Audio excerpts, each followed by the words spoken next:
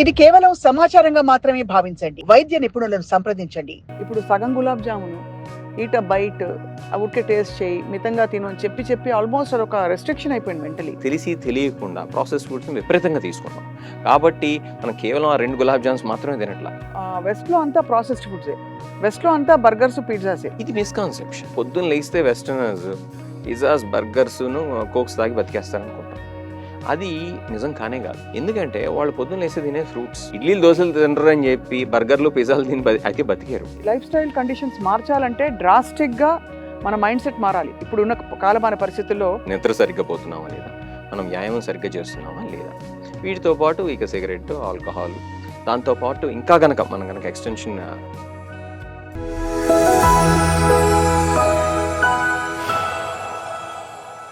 So మరి okay let's come to obesity. ఇప్పుడు దాదాపు అందరిలో ఉంది అని గ్రహించుకుని ఇప్పుడు దానికి విరుగుడు ఏమిటి అంటే ఆల్మోస్ట్ ప్లేట్ కేసు చూసి లెక్క పెట్టి తినాల్సిన దౌర్భాగ్య పరిస్థితికి వచ్చాం మనం. ఏంటి హాయిగా 2 గులాబ్ జాములు పెళ్ళికెళ్ళి తింటే ఇదివరకు బాగా హాయిగా గులాబ్ జామ్ తినాం. ఇప్పుడు సగం గులాబ్ జామును ఈట బైట్ ఊరికే టేస్ట్ చేయి మితంగా తిను అని చెప్పి చెప్పి ఆల్మోస్ట్ అదొక రెస్ట్రిక్షన్ అయిపోయింది mentally. What do we do? పొద్దున్న నుంచి రాత్రి దాకా ఈ సగం గులాబ్ జాములు 10 సార్లు రకరకాల గులాబ్ జామే కాకపోవచ్చు, రసగుల్లా కావచ్చు, లేకపోతే రసమలై కావచ్చు, లేకపోతే ఇంతకుముందు మీరు చెప్పినటువంటి వెస్టర్న్ ఆ పేర్లు కూడా నాకు చాలా తెలియవు. ఇప్పుడు బయట ఉండేటువంటి మీరు ఈ బేకరీస్ కాన్సెప్ట్ ఎప్పుడో అయిపోయింది, ఇప్పుడు అంతా ఇంకా నెక్స్ట్ లెవెల్కి వెళ్ళిపోయింది కదా. వాటి పేర్లు కూడా నాకు తెలియదు చాలా వాటికి. అయితే అసలు అక్కడికి వెళ్ళినటువంటి ఐటమ్స్ చూస్తే బహుశా వెస్టర్న్ కంట్రీస్లో కూడా ఇన్ని ఉండవేమో, మన వాళ్ళు అన్నీ కలిపి ఈ వెస్టర్న్ ఫుడ్స్ అని చెప్పి మన వాళ్ళే సొంతగా తయారు చేసి పెట్టేస్తున్నారేమో అనిపిస్తుంది. అట్లా మనం పొద్దు నుంచి రాత్రి దాకా మనకు తెలిసి తెలియకుండా ప్రాసెస్ ఫుడ్స్ని విపరీతంగా తీసుకుంటాం కాబట్టి మనం కేవలం ఆ 2 గులాబ్ జామ్స్ మాత్రమే తినట్లా. పొద్దున్న లేగిస్తే మనం తినేది ఏంటి? బ్రేక్ఫాస్ట్ అంటే ఏమి ఉండాలండి? మీరు ఇంతకుముందు చెప్పారు కదా, సాంప్రదాయంగా 4 ఇడ్లీలు తింటే మంచిదే. 4 ఇడ్లీలు తినం కదా మనం, కార్న్ ఫ్లేక్స్ వేసుకుంటాం. కార్న్ ఫ్లేక్స్లో ఏముంటాయండి? It's a process food. Okay, refined carbs ఎక్కువ ఉంటాయి అందులో. వాటి పేరుకి మాత్రం చెప్తాడు పైన దీంట్లో ఓట్స్ ఉంటుంది, లేకపోతే అది ఉంటుంది, ఇది ఉంటుందని. That's a process food. We need to understand this. So అక్కడితో స్టార్ట్ అయ్యి మధ్యాహ్నం ఏం తీసుకుంటాం? ఇదివరకు ఏం చేసేవాళ్ళు? డబ్బా తీసుకుని ఇంటి ఫుడ్ తీసుకెళ్ళేవాళ్ళు. ఇప్పుడు డబ్బా తీసుకెళ్ళేవాళ్ళు ఎంతమంది? క్యాంటీన్లో తింటారు, లేకపోతే స్విగ్గీ, జొమాటోలో ఆర్డర్ ఇస్తారు. వచ్చే ఫుడ్ అంతా ఏంటి? బిర్యానీ, లేకపోతే వెస్ట్కి వెళ్తే కనుక పిజ్జాస్, బర్గర్స్, పేర్లు కూడా 4 కూడా తిరగనటువంటి ఐటమ్స్. అవి తింటాం ఫ్యాషన్ అని చెప్పి అనుకుంటుంటాం. సో అక్కడ కూడా మీకు పడిపోతుంది. గులాబ్ జామ్ కన్నా 10 టైమ్స్ డేంజరస్ పడిపోతున్నాయి. మళ్ళీ మధ్యలో స్నాక్స్ కావాలి కదా 5ంటికి. ఇదివరకైతే ఓన్లీ సమోసాను, ఇంతకుముందు మీరు చెప్పినటువంటి వడాపావో ఏదో తినేవాళ్ళు. ఇప్పుడు అది కాదు కదా, నెక్స్ట్ లెవెల్కి వెళ్ళిపోయాము. అది కూడా బ్యాడే కదా. అది కూడా ఏంటి? అదే బ్యాడ్. సమోసా తప్పకుండా. సమోసా ఇస్ ఆల్సో నాట్ అంటే ఏదో మీ సమోసాలో ఏమంటే కాన్స్టిట్యూయెంట్స్ చూడండి ఒకసారి. మీరే చెప్పండి. అదే అంటే ఇంకా వీట్ ఫ్లోర్ చాలా తక్కువ మంది వాడతారు, మైదానే వాడతారు. విపరీతమైన ఫ్యాట్, నెయ్యి కలుపుతారు బాగా. అంటే మంచి బేకరీస్ లో నెయ్యి కూడా వేస్తారా? అంటే మంచి ఈ మిఠాయి షాప్స్ లో నెయ్యి వేసి కలుపుతారు పిండి. ఒకటి. నెక్స్ట్ ఇంకా బంగాళదుంప అంటే ఏంటి? It's just starch, nothing else. దాన్ని ఎలా చేస్తారు? ఫ్రై చేసి కదా చేసేది, ఆయిల్. ఏ రకంగా చూసినా సరే అందులో న్యూట్రిషనల్ వాల్యూ ఏమో చాలా మినిమల్, చెడేమో చాలా ఎక్కువ. దానితోటి క్యాలరిక్ కాంటెంట్ కూడా చూసుకోండి. మనం కేవలం న్యూట్రిషనల్ వాల్యూ మాత్రమే కాదు, క్యాలరిక్ కాంటెంట్ చూసుకుంటే చాలా ఎక్కువ క్యాలరిక్. సో 2 సమోసాలు తీసుకుంటే 700, 600, 700 calories. Depends on the size, depends on how it is made. మనకి 50 కిలో క్యాలరీస్ ఉండొచ్చు ఒక్కొక్క సమోసాలో. ఒక్కొక్క సమోసాలో 300 కిలో క్యాలరీస్ కూడా ఉండొచ్చు మనకు తెలియకుండానే. మనం ఏంటంటే అండర్ ఎస్టిమేట్ చేస్తాం క్యాలరీస్ని. అంతే కదా. వెస్ట్లో అంతా ప్రాసెస్డ్ ఫుడ్సే, వెస్ట్లో అంతా బర్గర్స్, పిజ్జాసే. ఇది మిస్కాన్సెప్షన్. మనం ఏమనుకుంటామంటే పొద్దున్న లేస్తే వెస్టర్నర్స్ పిజ్జాస్, బర్గర్స్ను కోక్స్ తాగి బతికేస్తారనుకుంటాం. అది నిజం కానే కాదు. ఎందుకంటే వాళ్ళు పొద్దున్న లేస్తే తినే ఫ్రూట్స్, కొంతమంది కాన్ఫ్లెక్స్ తినేవాళ్ళు ఉంటారు, ఏమి తిన్నవాళ్ళు ఉంటారు. అంతేకాని మనం అనుకున్నట్టు ఇడ్లీలు దోశలు తినరు అని చెప్పి బర్గర్లు, పిజ్జాలు తిని అయితే బతికారు. సాయంత్రం చాలా మంది నాకు తెలిసినంతవరకు వెస్టర్న్ లైఫ్ స్టైల్లో ఏది మిడిల్ క్లాస్ వాళ్ళు చాలా మంది ఇంట్లో కుక్ చేసుకుంటారు. అంతేగాని మనం అనుకున్నట్టు మెక్డానల్డ్స్కో లేకపోతే పిజ్జా హట్కో రోజు వెళ్ళిపోయి తినరు. ఇది ఏంటంటే మనం వాళ్ళలో ఉండేటువంటి చెడుని మాత్రమే చూస్తాం. ఎందుకంటే మనకి ఇష్టం కదా అది. అంతేగాని కేవలం పిజ్జాలు, బర్గర్లు తిని కోక్ తాగేసి బతికారు. ట్రంప్ గారు కోక్ తాగుతారని చెప్పి ఇంకా మొత్తం ప్రపంచం మొత్తం కోక్ మాత్రమే తాగి బతకట్లేదు కదా, మంచినీళ్ళు కూడా తాగుతారు వెస్టర్నర్స్ చాలా మంది. డయాబెటీస్ క్యాపిటల్గా మనం ఎందుకున్నాం అనేది క్వశ్చన్. 2 ఉన్నాయి దానికి కారణాలు. ఒకటి మన genetic reasons. Unfortunately you have very bad jeans when it comes to obesity కావచ్చు, ఇది డయాబెటీస్ కావచ్చు, లేకపోతే కార్డియోవాస్కులర్ రిస్క్ కావచ్చు. ఒబేసిటీ అంటే ఇది చాలా ఇంతకుముందు మీరు చెప్పారు కదా, చాలా పారాడాక్సికల్ అనమాట. మనం సన్నగా ఉంటాం, లీన్గా ఉంటాం ఫినోటైప్, బట్ మన బాడీ కాన్స్టిట్యూషన్ కనుక చూసినట్లయితే ఫ్యాట్ ఎక్కువ ఉంటుంది రాదర్ దెన్ ప్రోటీన్. అంటే మజిల్ మాస్ తక్కువ ఉంటుంది, ఎక్కువ ఫ్యాట్ ఉంటుంది అనమాట. చూడటానికి ఏమో BMI 23 ఉంటుంది, లేకపోతే 22 ఉంటుంది. ఫ్యాట్ కాంపోజిషన్ చూస్తేనేమో 25 to 30% కూడా ఉంటుంది. అంతే అబ్డామినల్ ఫ్యాట్ అనమాట. సో అదొక రీజన్. నెక్స్ట్ వచ్చినట్లయితే కనుక ఒబేసిటీ కాకుండా కార్డియోవాస్కులర్ రిస్క్ తీసుకుంటే మన జెనెటిక్ కాంపోజిషన్ వల్ల unfortunately we are at high risk of developing heart attacks and brain strokes pretty early on, despite having the same risk factors because of our genes. Third risk factor diabetes. South east Asians మొత్తం ఈ విషయంలో మాత్రం unfortunate. మనం సన్నగా ఉన్నా కూడా మన genetic makeup వల్ల మనకి ముందుగానే డయాబెటీస్, టైప్ 2 డయాబెటీస్ వచ్చేటువంటి అవకాశం ఎక్కువ. లైఫ్ స్టైల్ కండిషన్స్ మార్చాలంటే డ్రాస్టిక్గా మన మైండ్ సెట్ మారాలి. ఇప్పుడున్న కాలమాన పరిస్థితుల్లో నిజంగానే అరిటాక్ వేసుకుని మనం ఎంత హెల్దీ అనుకున్నా బాగా ఒక కుండ నిండా అన్నం పెట్టుకుని తినే పరిస్థితులు అయితే లేవు. రెండండి, ఇప్పుడు జెనెటిక్ ఫ్యాక్టర్స్ ఒకవైపున, ఎన్వైరన్మెంటల్ ఫ్యాక్టర్స్ ఒకవైపు. జెనెటిక్ ఫ్యాక్టర్స్ ఇప్పుడు దాకా మాట్లాడుకున్నాం. ఎన్వైరన్మెంటల్ ఫ్యాక్టర్స్ అంటే ఏంటి? మనం తినేటువంటి తిండి ఎలాంటిది, మనం నిద్ర సరిగ్గా పోతున్నామా లేదా, మనం వ్యాయామం సరిగ్గా చేస్తున్నామా లేదా, వీటితో పాటు ఇక సిగరెట్, ఆల్కహాల్, దాంతోపాటు ఇంకా కనుక మనం కనుక ఎక్స్టెన్షన్ వెళ్ళినట్లయితే కనుక బయట ఉండేటువంటి కెమికల్స్ కానీ పొల్యూటెంట్స్ కానీ ఎలా ఉన్నాయి. ఈ 6 ఫ్యాక్టర్స్ని కనుక మనం కొంతమేర కన్నా కనుక తగ్గించుకున్నట్లయితే, స్టార్టింగ్ విత్ ఫుడ్, నెక్స్ట్ నిద్ర, నెక్స్ట్ ఎక్సర్సైజ్, నెక్స్ట్ ఇంతకుముందు స్మోకింగ్, ఆల్కహాల్ దూరంగా ఉండి, నాలుగోది ఏమో ఎన్వైరన్మెంటల్ పొల్యూటెంట్స్ ఏవైతే ఉన్నాయో, జంతువుల పొల్యూషన్ కావచ్చు, లేకపోతే ఈ ప్లాస్టిక్స్ కావచ్చు, వీటికి కనుక ఎంత దూరంగా ఉంటే మనం అంత బెటర్గా ఉంటాం in terms of life style diseases. అంతే, అంటే బికాజ్ అన్ని మన చేతుల్లో ఉండవు, బట్ కొంతవరకైనా మన చేతుల్లోనే మార్చుకోవాలి. మనం నిద్ర మన చేతుల్లో ఉంటుంది.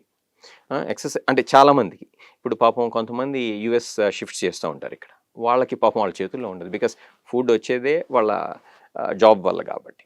రెండోది ఎక్సర్సైజ్ తీసుకుందాం. ఎక్సర్సైజ్ అయితే మనం ఏంటంటే అరే టైం లేదనుకుంటాం. టైం ఎవరికి ఉండదు. ట్రంప్ గారికి కానీ, మన నరేంద్ర మోడీ గారికి కానీ, మీకు కానీ, నాకు కానీ, అందరికీ ఏమి 30 hours 40 hours ఉంటాయి. ఎవరి లెవెల్లో వాళ్ళు బిజీ. ఆ 24 hours we need to make time out of it for 1 hour daily to do some exercise, మనకిష్టమైన ఎక్సర్సైజ్. రెండోది. మూడోది ఫుడ్.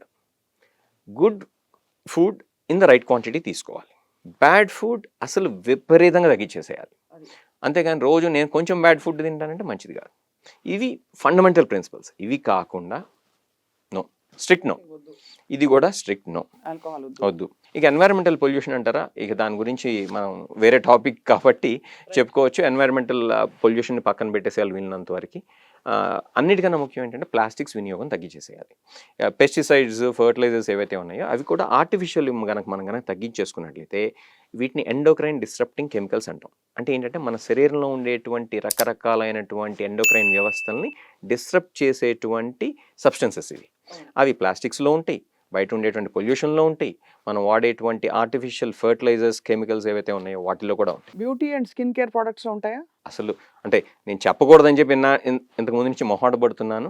మేకప్ ప్రొడక్ట్స్, మేకప్ ప్రొడక్ట్స్లో విపరీతంగా ఉంటాయి. లిప్స్టిక్ దగ్గర నుంచి, మనం పూసుకునేటువంటి ఫేషియల్ క్రీమ్స్ దగ్గర నుంచి, జుట్టుకు వాడేటువంటి హెయిర్ డైస్ దాకా ఎండోక్రైన్ డిస్రప్టింగ్ కెమికల్స్ ఉంటాయి, చాలా ఉంటాయి. కాబట్టి ఆఖరికి కంటికి పూసుకునేటువంటి ఆ మస్కారా అంటారు కదా, దాని కాబట్టి వీటిని కూడా వీలున్నంత వరకు న్యాచురల్ ప్రొడక్ట్స్ కనుక వాడుకున్నట్లయితే బెటర్.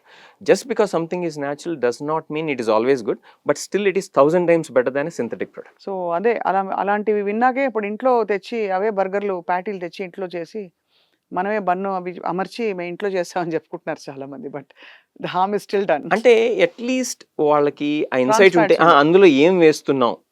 మనం సపోజ్ బన్ ఉంది బయట నుంచి, స్టిల్ అదే బన్ వాడుతున్నాం అనుకోండి, ఇట్స్ యాజ్ బ్యాడ్ యాజ్ బయట తినేటువంటి. అంతే.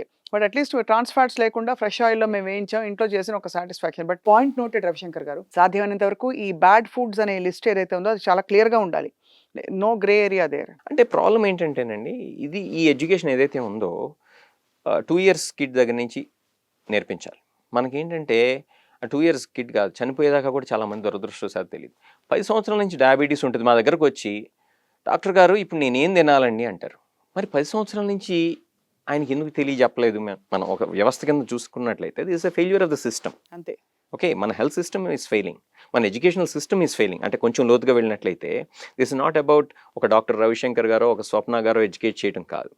This education should start at home from the mom and dad and siblings and grand dad and grand father if they ఆ సిస్టమ్ కనుకున్నట్లయితే టు ద చైల్డ్. అప్పుడు కనుక start అయితే, అరే నాయన ఫోన్ నువ్వు చూస్తూ ఫుడ్ తినకూడదు, ఫోన్లో ఇది సరైనటువంటి ఫుడ్ అంటే ఏంటంటే ఫోన్కి సంబంధం లేదు, టీవీకి సంబంధం లేదు, నువ్వు ఫుడ్ అంటే ఫుడ్ లాగా తినాలి, అక్కడి నుంచి స్టార్ట్ కావాలి. క్వాంటిటీ ఎంత తినాలి దగ్గర నుంచి స్టార్ట్ కావాలి. ఏ టైప్ ఆఫ్ ఫుడ్, ఫ్రూట్స్ తింటున్నారా లేకపోతే వీళ్ళు ఇంతకుముందు మనం చెప్పుకున్నటువంటి గడ్డి, sorry to say this but it's ఈ బర్గర్స్ పిజ్జాస్ ఇవన్నీ గడ్డే, ఇవి తింటున్నారా? ఇవి మనం చిన్నప్పటి నుంచి ఇన్కల్కేట్ చేస్తే ఆ హ్యాబిట్ని అది పెద్దయ్యాక కూడా కంటిన్యూ అవుతుంది. అలా కాకుండా అలా ఫేస్ చేయడం 45 ఏళ్ళు ఒకలాగా బతికి 45 ఏళ్ళకి ఇప్పుడు చెప్పండి డాక్టర్ గారు ఇప్పుడు నేనేం తినాలంటే అంటే మళ్ళీ మొత్తం ఎత్తుకోవాలి. ప్రోటీన్ అంటే ఏంటి, కార్బోహైడ్రేట్ అంటే ఏంటి, సాల్ట్ అంటే ఏంటి, షుగర్ అంటే ఏంటి, రిఫైన్డ్ ఫుడ్స్ అంటే ఏంటి, ఏది అన్హెల్తీ ఏది హెల్తీ అనేది అది చిన్నప్పటి నుంచి ప్రైమరీ స్కూల్లో ఉన్నప్పటి నుంచే నేర్పిస్తే మనం ఆటోమేటిక్గా it would be part of our behaviour. కాబట్టి ఆ బిహేవియర్ రావాలి అని అంటే స్కూలింగ్ నుంచి మారాలి, ఇది ఎడ్యుకేషనల్ సిస్టంలో మార్పు రావాలి.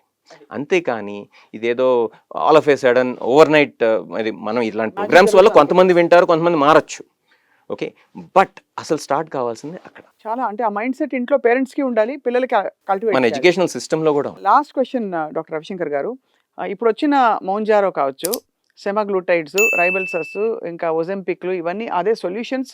అసలు అవి సొల్యూషన్సా, టెంపరరీయా, పర్మనెంటా, గుడ్డా, బ్యాడా? They are part of the solution, they are not the solution, they are definitely part of the solution. తగ్గుతున్నారండి బాగా? తప్పకుండా తగ్గుతారు, అదొకటి. ఇంకొకటి ఇది పర్మనెంట్ సొల్యూషన్ అంటే కాదు, ఇట్స్ ఓన్లీ టెంపరీ సొల్యూషన్. ఎందుకంటే జీవితాంతం వాడచ్చు అంటే there is no time limit for these as of now. మనం మాట్లాడుతుంది మేలో కాబట్టి 2025లో as of now this is what science is. But ఇంటర్మీడియట్గా కూడా వాడచ్చు అని చెప్పి ఒక థియరీ ఉంది. అంటే ఏంటంటే ఓ సంవత్సరంన్నర వాడుకుంటాం, కొంత గ్యాప్ ఇస్తాం, మళ్ళీ రీస్టార్ట్ చేయడం. As of now this what is the theory. అంటే కళ్ళు తెరిపించే విషయాలు చాలా చెప్పారు, తెలుసు చాలా మందికి, థియరిటికల్గా అందరూ చెప్తారు, పాటించేటప్పుడు ప్రతిసారి ఇంక్లూడింగ్ మనందరం ఇక్కడ స్టూడియోలో ఉన్న వాళ్ళందరూ కూడా ఎక్కడో అక్కడ చిన్న చిన్న గ్యాప్స్ ఉంటాయి, చాలా పెద్ద గ్యాప్స్ ఉంటాయి యాక్చువల్లీ మనం కనుక వెతికి చూస్తే. ఆల్మోస్ట్ ఇంటెలిజెన్స్ ఒక రైట్ అయిపోయింది, బర్త్ రైట్ అయిపోయింది. నేను కష్టపడ్డాను ఇవాళంతా కాబట్టి సాయంత్రం ఒక బర్గర్ తింటే ఏంటి, 8 గంటలు కంప్యూటర్ ముందు కూర్చొని కష్టపడ్డాను వాళ్ళు కష్టపడ్డా కాబట్టి ఎక్సర్సైజ్ చేయను, అది ఎక్సర్సైజ్ చేయను. ఎగ్జాక్ట్లీ, ఇది ఒక ఇంటెలిజెన్స్ అయిపోయింది. బట్ మీరు చెప్పిన పాయింట్స్ తప్పకుండా క్రమక్రమంగా ప్రజల్లోకి వెళ్తాయని ఆశిస్తున్నాను. Thank you so much for your valuable time. My pleasure.